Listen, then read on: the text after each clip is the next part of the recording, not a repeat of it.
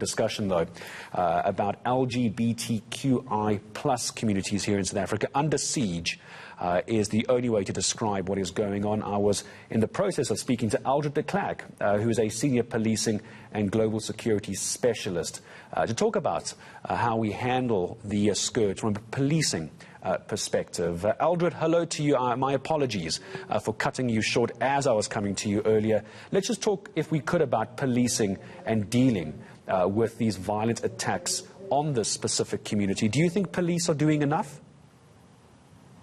Gareth, on the face of it, no.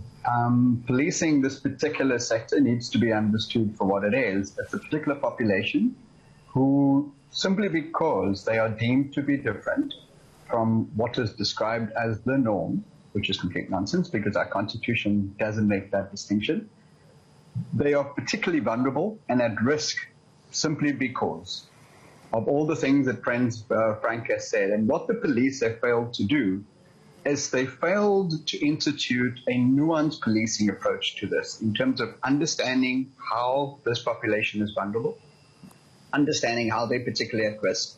And they failed to lead as the essential public institution that they are not only condemning this particular level of violence against this population, they failed to at times follow through, like with other cases of murder and violence, to seek conviction and make examples out of that conviction together with the rest of the justice system.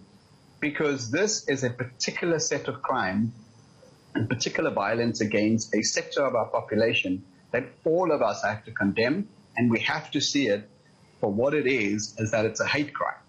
And once we do that, and the police support that contention and lead on that contention, hopefully things will start to move in the criminal justice sector. I'd like to talk about that in just a moment, Aldred, as far as the reporting of the crimes. Before we can get convictions, before we can get these perpetrators to court, we have to report these crimes. We'll talk about secondary trauma in a moment. I'm sure you heard my discussion with Frank. Before I get to that, though, are you able to help me unpack areas where this kind of violence is being perpetuated more against this community, rural or urban? Are you able to unpack that for me? Well, it's interesting, Gareth, because it's also it's also different from province to province. Where I stay in the Western Cape and in Cape Town in particular, we used to have, for example, in the garment workers industry, we used to have the gay Miss Garment Workers or the gay queen celebration. We used to have netball teams made out of comprising of queer and gay people.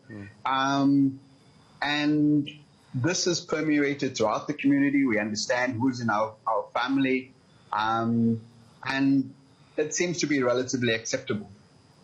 Yet when in the rural areas, because folks are often seen as being filled with personality, so these are the cliches. You embodied or imbued with a great personality, great sense, fashion sense, and you're quite a sparkling and bubbly person, embracive of all.